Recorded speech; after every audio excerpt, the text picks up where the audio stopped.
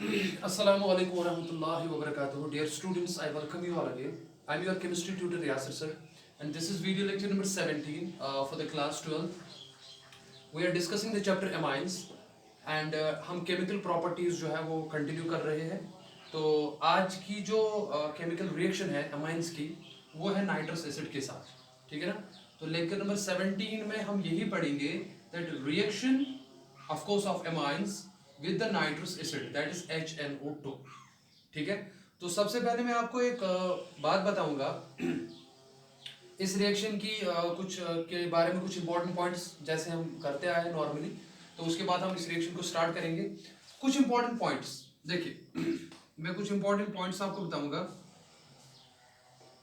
Important points ये है that पहली बात, HNO2 जो है नाइट्रस एसिड HNO2, ये यूजुअली क्या है प्यारे बच्चों, ये जनरली अनस्टेबल है. ये अनस्टेबल है. तो इसलिए इसको क्या किया जाता है, इसलिए हम क्या करते हैं इसको, सिंस ये अनस्टेबल है तो ये बेसिकली इंस्टू प्रिपेयर किया जाता है. It is freshly prepared. It is freshly prepared. Freshly prepared in situ. In situ का क्या मतलब है, यानी कि जहां पे हमें चाहिए ये उसी दौरान हम इसको बनाते हैं. क्योंकि HNO2 जो है जिसको आप नाइट्रस एसिड कहते हो, ये यूजुअली अनस्टेबल होता है. सबको समझ आ रहा है. तो हम क्या करते हैं, हम इसको यूजुअली तैयार रिएक्शन में उसी टाइम करते हैं जिस टाइम हमें ये चाहिए. हम कहां से तैयार करते हैं इसको, उसके लिए हम क्या लेते हैं, सोडियम नाइट्राइट लेते हैं NaNO2, और उसको आप प्यारे बच्चों रिएक्शन करते हो HCl के साथ. तो इस रिएक्शन के दौरान क्या होता है, इसको कहते हैं सोडियम नाइट्राइट NaNO2. इसको HCl के साथ ट्रीट करते हो, यहाँ से NaCl बाहर जाता है और HNO2 जो बनता है. तो इसका मतलब है अगर आप देखोगे यहाँ पे NaCl जो है due to high lattice enthalpy इसका कन्वर्शन जो है पॉसिबल होगा, और बचा यहाँ पे H और NO2, तो ये यहाँ पे बन गया HNO2 और प्लस NaCl जो है वो बाहर जाएगा. ठीक है ना. तो ये आपने बना लिया.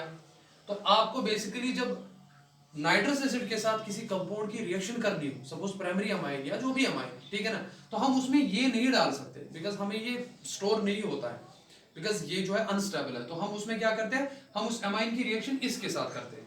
ये जाके जब कंबाइन होते हैं तो तब जाके HNO2 बनता है, और वो HNO2 फिर अमाइन के साथ रिएक्शन करता है. ठीक है ना. दूसरी बात, ये तो पहली बात हुई, ठीक है ना. दूसरी बात, इस रिएक्शन में प्राइमरी अमाइन भी रिएक्ट कर सकते हैं, सेकेंडरी भी, टर्शियरी भी, हालांकि डिफरेंट तरीके से, लेकिन ज्यादातर हम यहाँ पे प्राइमरी अमाइंस के साथ रिएक्ट करवाते हैं इनको. तो अगर आप देखोगे पॉइंट नंबर सेकंड जो मैं लूंगा, अगर आप 1 डिग्री अमाइंस को लोगे, 1 डिग्री अमाइंस को अगर आप लोगे, ये रिएक्शन में दिखाऊंगा आगे इंशाल्लाह. अगर आप उनको किसके साथ ट्रीट करोगे, यही NaNO2 के साथ प्लस HCl, तो अभी मैंने थोड़ी देर पहले कहा दैट ये क्या क्रिएट करेगा, ये क्रिएट करेगा HNO2. तो बेसिकली रिएक्शन आपको इससे करवानी है, लेकिन ये बनेगा कहां से, यहां से बनेगा. ठीक है ना. तो वहां पे क्या बनते हैं, वहां पे अल्काइल डायजोनियम साल्ट्स बनते हैं. तो वहां पे ये बनते हैं RN2Cl. तो प्यारे बच्चों वहां पे ये बनता है, इसको हम कहते हैं अल्काइल, बिकॉज अल्काइल ग्रुप आपको दिख रहा होगा. और डायजो, जब नाइट्रोजन के दो एटम्स एक साथ जुड़े होंगे ना कंपाउंड में, उन कंपाउंड्स को कहते हैं डायजो. और सिंस नाइट्रोजन पे पॉजिटिव चार्ज है और पॉजिटिव चार्ज के लिए हम EM यूज करते हैं, तो कैटायन एंड एनाइन, तो इट्स अ साल्ट बेसिकली, तो इनको अल्काइल डायजोनियम साल्ट्स कहते हैं. यहां तक बात आप याद रखेंगे. तो ये जो अल्काइल डायजोनियम साल्ट्स होते हैं, ये भी मैं आपको बता दूं, ये यूजुअली क्या होते हैं, ये भी अनस्टेबल होते हैं. तो अनस्टेबल होने के साथ ये क्या होते हैं, तो इनका भी जो है वो रिएक्शन होता है. क्या होता है, कैसे होता है, वो मैं बता दूंगा आपको. तो वहां पे फिर ये ब्रेक होके दूसरे कंपाउंड्स बनाते हैं. और लेकिन ये मान लो अगर आपने लिया एलिफेटिक अमाइन, मैं रिएक्शन मैकेनिज्म दिखाऊंगा, मैं सारा कुछ दिखाऊंगा, लेकिन इंपॉर्टेंट बात याद रखिए, अगर आपने प्राइमरी अमाइन लिया, ठीक है, सेम लिया, लेकिन एलिफेटिक नहीं लिया, एरोमेटिक लिया, जैसे एनिलीन है C6H5NH2, सबको उसका स्ट्रक्चर पता है ना, वेरी गुड. तो अगर आप उसकी रिएक्शन करते हो सेम, यानी कि सेम कंडीशंस में उसकी रिएक्शन करते हो, तो वहां पे क्या होता है, वहां पे आपको अराइल AR की जगह AR आएगा, N2 यहां पे पॉजिटिव और इसके साथ Cl नेगेटिव.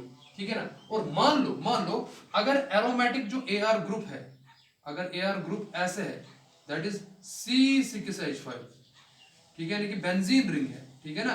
तो हम उस रिएक्शन को, ये भी अनस्टेबल होगा, बाद में क्या बनाएगा वो देखा जाएगा। तो यहां पे प्यारे बच्चों इस रिएक्शन को अगर आपने प्राइमरी अमाइन में एरोमेटिक अमाइन लिया, जैसे C6H5NH2, मैं यहां पे लिखूंगा C6H5NH2, जिसको आप एनिलीन कहते हो, जो मैंने अभी थोड़ी देर कहा आपको, ठीक है ना। उस रिएक्शन को उस टाइम कहते हैं डायजोटाइजेशन रिएक्शन।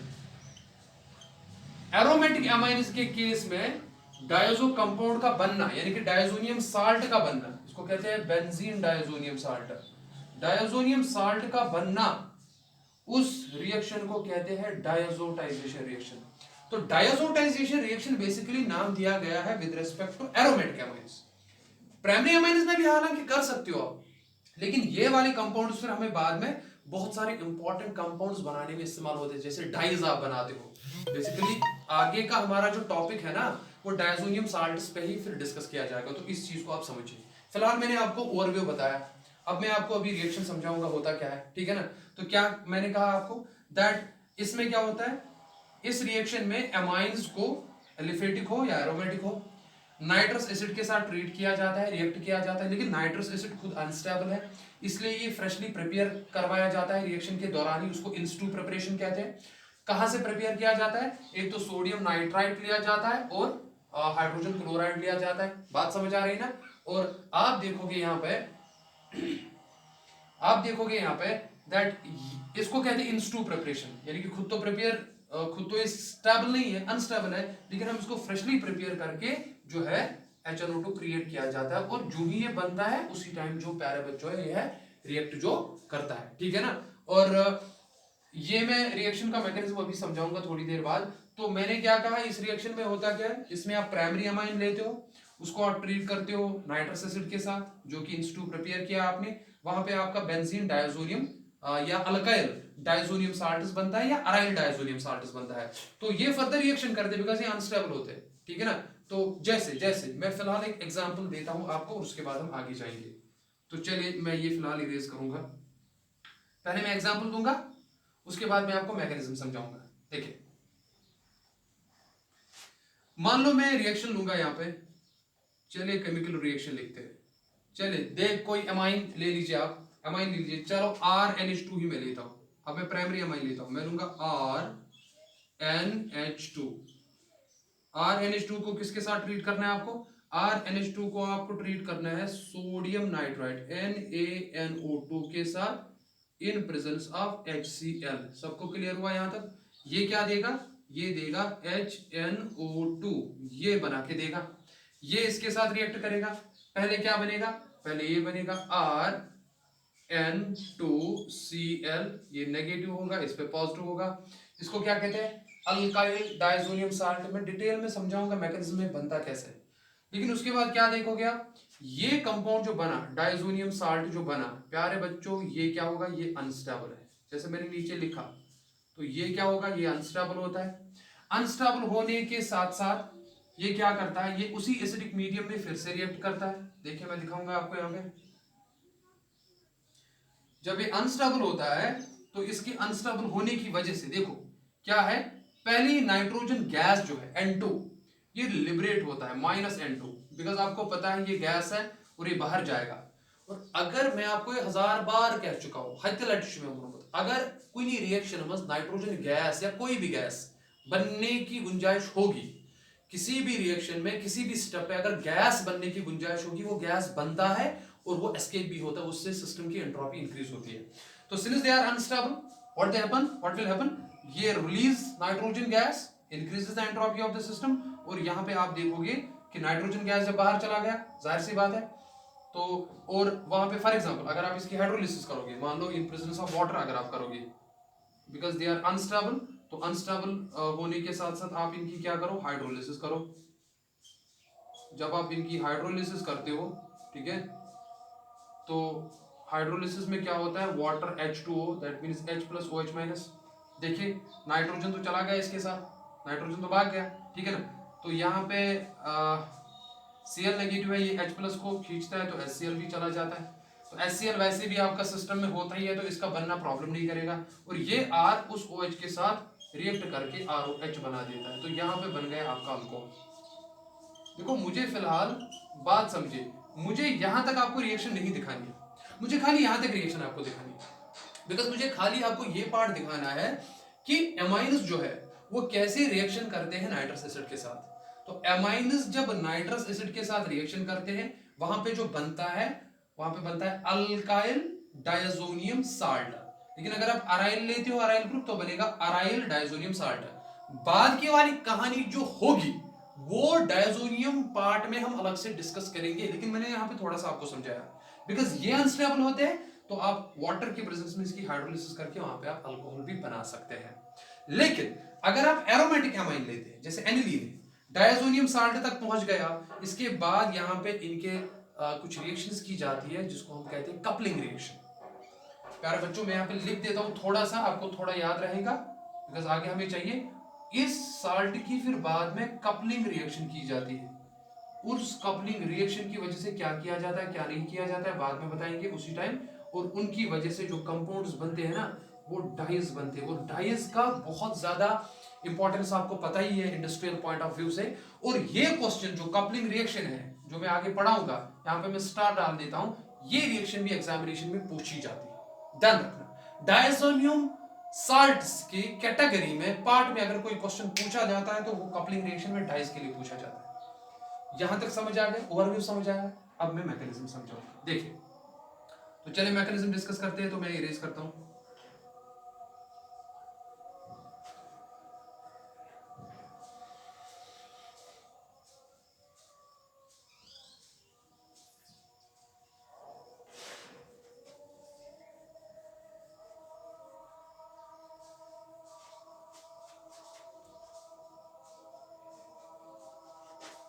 चलिए ये भी मैं इरेज करता हूं।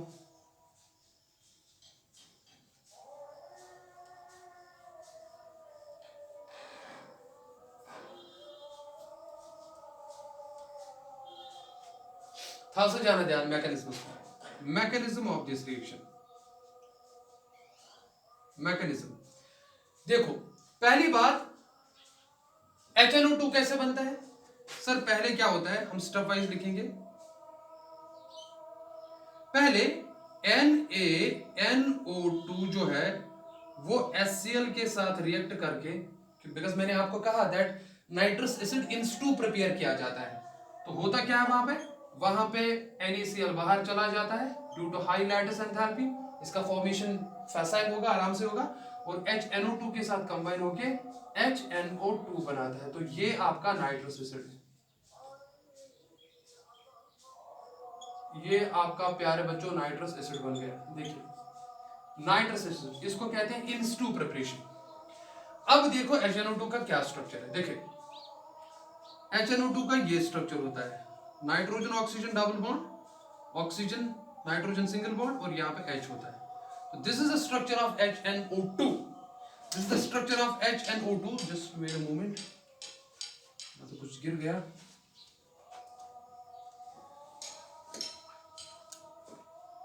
तो इसको HNO2 कहते हैं। मुझे पर्दा पहले सीधे रखने दो। देखिए आप, तो ये HNO2 का स्ट्रक्चर है। नाइट्रस एसिड आप देख सकते हैं, ऑक्सीजन जो है वो 2 बॉन्ड बनाता है, बना लिया हमने। नाइट्रोजन 3 बॉन्ड बनाता है, 1 2, और यहां से हो गए 3। ऑक्सीजन 2 बॉन्ड बनाता है और हाइड्रोजन 1 बॉन्ड बनाता है। अब देखिए, अब ये जो नाइट्रस एसिड है, जो कि मैंने स्ट्रक्चर लिखा, नाम यहाँ पे स्ट्रक्चर बनाया, इन प्रेजेंस ऑफ एसिड, शाबाश, in presence of acid, that is in presence of proton. अब आप कहोगे सर ये प्रोटॉन कहां से आएगा, बिकॉज HCl ऑलरेडी सिस्टम में प्रेजेंट है। तो यहां पे क्या होता है, यहां पे ऑक्सीजन पे 2 लोन पेयर होने की वजह से यहां पे प्रोटोनेशन होता है। अब आप में से कोई क्वेश्चन पूछेगा, क्या क्वेश्चन पूछ सकता है, सर इस वाले ऑक्सीजन पे क्यों नहीं जाएगा, बिकॉज ये वाला ऑक्सीजन sp2 हाइब्रिडाइज्ड ऑक्सीजन है, ये वाला ऑक्सीजन sp3 हाइब्रिडाइज्ड है। sp2 की इलेक्ट्रोनेगेटिविटी sp3 से ज्यादा होती है, तो इसलिए फिलहाल 2 के कंपैरिजन में यही वाला ऑक्सीजन जो है वो लोन पेयर डोनेट करेगा। लेकिन आप में से कोई क्वेश्चन ये भी पूछ सकता है सर नाइट्रोजन क्यों नहीं करेगा? बिकॉज यहाँ पे नाइट्रोजन भी डबल बॉन्डेड नाइट्रोजन है, तो यहाँ पे भी जो है उसकी इलेक्ट्रोनेगेटिविटी टू सम एक्सटेंट हम कह सकते हैं कंपेरेबल टू ऑक्सीजन बन जाती है। बट एक चीज है, यहाँ पे ऑक्सीजन के साथ ही प्रोटोनेशन इसलिए हो रहा है बिकॉज यहाँ पे एंट्रोपी फैक्टर करेंगे फिर से, बिकॉज यहाँ पे एलिमिनेशन ऑफ वाटर हो जाएगा। तो एलिमिनेट जो वाटर हो रहा है उसकी जो गुंजाइश हो रही है, इसकी वजह से प्रोटोनेशन ऑक्सीजन पे होगा। लेकिन हाँ एक चीज है, sp2 पे नहीं होगा, sp3 पे होगा, ठीक है ना, ड्यू टू इलेक्ट्रोनेगेटिविटी वेरिएशन। ये समझ आ गया यहाँ पे? तो क्या होगा देखिए, तो कीजिए प्रोटोनेशन, तो क्या बनाओगे आप, यहाँ पे O के साथ H था, एक और H यहां से जुड़ गया, लेकिन सिंस ऑक्सीजन ने लोन पेयर डोनेट की तो इस पे पॉजिटिव चार्ज आ गया, वो मैं यहाँ पे दिखाऊं। तो ऑक्सीजन पे positive charge, it is not a good thing, it's a bad thing. तो व्हाट हैपेंस, उसकी वजह से नाइट्रोजन ऑक्सीजन बॉन्ड ब्रेक हो जाता है। तो यहाँ पे क्या होता है, मैं यहाँ पे लिखूंगा, पहले वाटर मॉलिक्यूल एलिमिनेट होता है, तो वाटर जब बाहर चला गया तो चला गया। अब यहाँ पे क्या बचा, देखो यहाँ पे क्या बचा, यहाँ पे बचा N और double bonded O, that is oxygen. लेकिन सिंस नाइट्रोजन का एक बॉन्ड टूट गया, उस पे पॉजिटिव चार्ज आएगा। तो ये जो मैंने यहाँ पे स्पीशी बनाई, इसको कहते हैं नाइट्रोसोनियम आयन। नाइट्रोसोनियम आयन इसको कहते हैं प्यारे बच्चों। और नाइट्रोसोनियम आयन जो है, दिस स्पीशी इज इलेक्ट्रोफाइल। अब आप कहोगे सर कैसे इलेक्ट्रोफाइल है? बिकॉज नाइट्रोजन का ऑक्टेट कंप्लीट नहीं है, आप खुद ही देख लीजिए। ऑक्सीजन पे तो 2 लोन पेयर है, उसमें तो कोई शक है नहीं, लेकिन 2 2 4 2 6 और 8, ऑक्सीजन का तो ऑक्टेट कंप्लीट है, लेकिन नाइट्रोजन का नहीं दिख रहा है आपका, ठीक है ना। और एक और इंपॉर्टेंट बात, ये रेजोनेंस स्टेबलाइजेशन भी दिखाएगा, यहां से ये बॉन्ड यहाँ पे आएगा, फिर नाइट्रोजन ऑक्सीजन ट्रिपल बॉन्ड यहाँ पे, फिर पॉजिटिव चार्ज यहाँ पे आएगा, तो ये रेजोनेंस स्टेबलाइजेशन होगा यहाँ पे। लेकिन आप यहाँ पे आओगे तो दिस इज एन इलेक्ट्रोफाइल, तो इलेक्ट्रोफाइल आ गया आपका। अब देखिए, अब एमाइन्स आपको पता है, एमाइन्स तो न्यूक्लियोफाइल्स एक्ट करते ही है, बिकॉज नाइट्रोजन पे lone pair of electron available होती है, ठीक है ना। तो अब दूसरे स्टेप में क्या होगा, ये तो मैंने यहाँ पे दिखाया, देखो अब क्या होता है आगे। अब एमाइन्स जो है, फॉर एग्जांपल मैं अल्काइल एमाइन लूंगा RnH2, देखिए RnH2।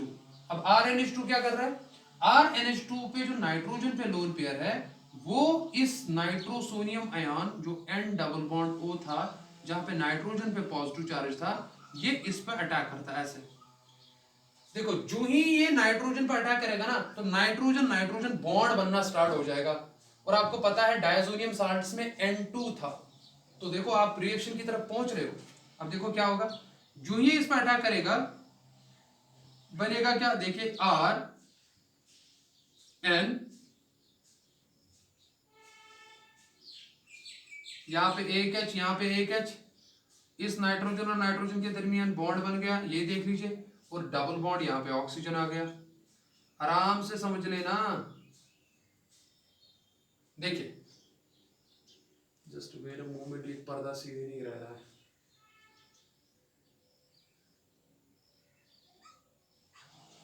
चेक कीजिए, तो यहां तक समझ आ गया आपको? Just wait a moment, give a second, मैं पहले इसको फिक्स करूंगा।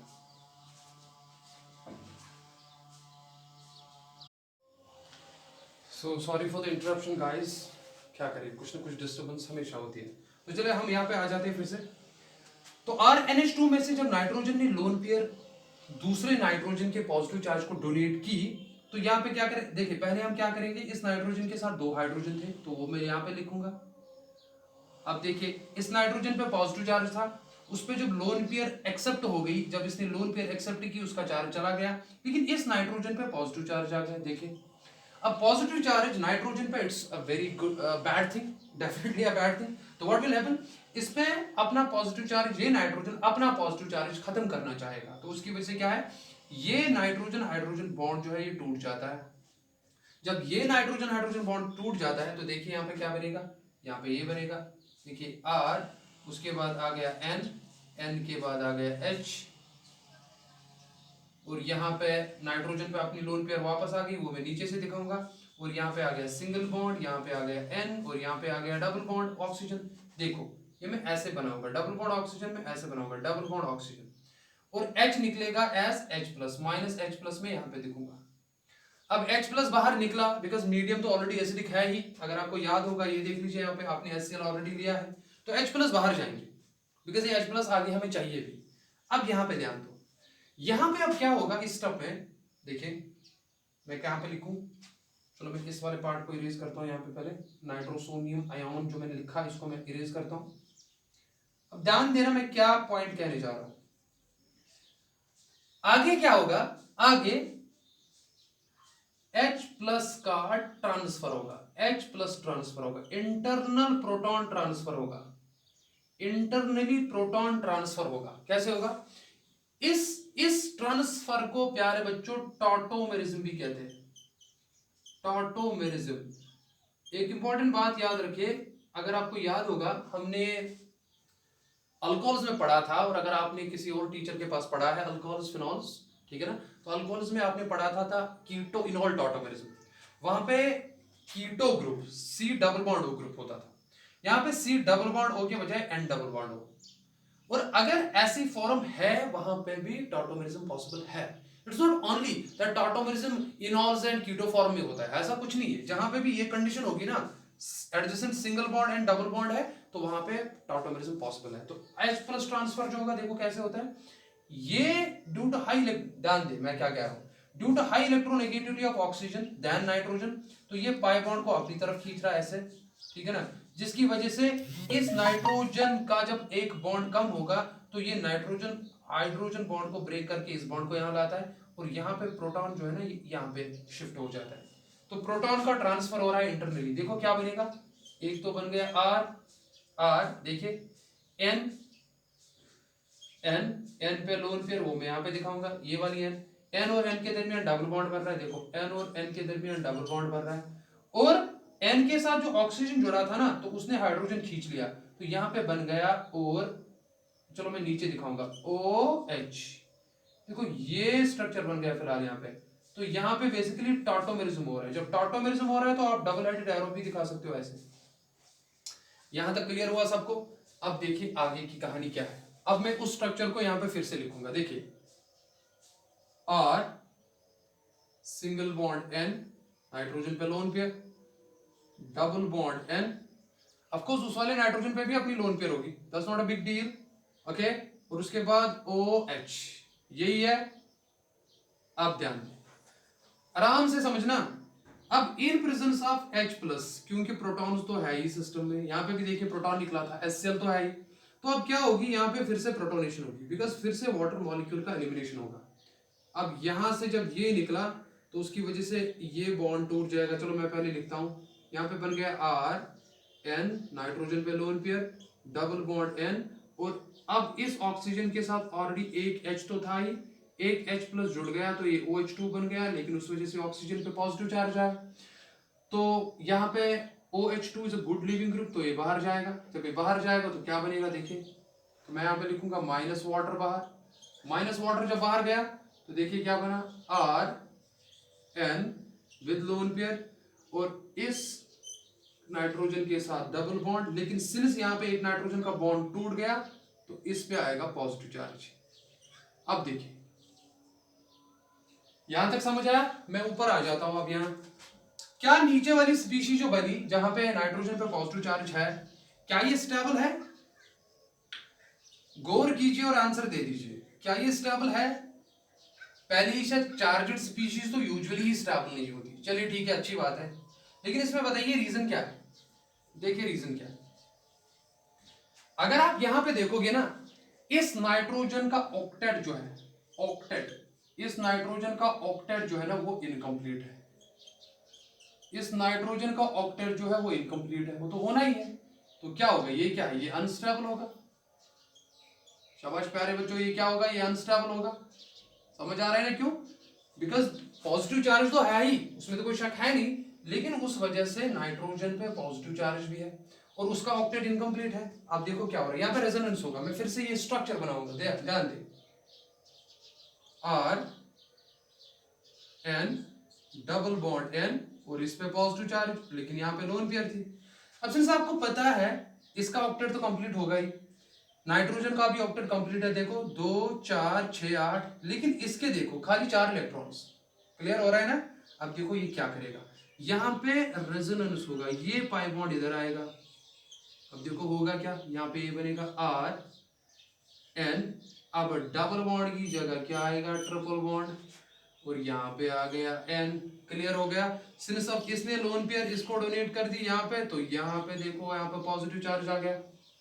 सबको क्लियर हो रहा है। अब देखिए, अब ये जो पॉजिटिव चार्ज आ गया, charge makes the system unstable, ये तो आपको पता ही है। अब इसको कौन बैलेंस करेगा, आपको पता है HCl जो सिस्टम में अवेलेबल है, उस HCl की वजह से Cl नेगेटिव वहां से आएगा और यहाँ पे इसको स्टेबल करेगा।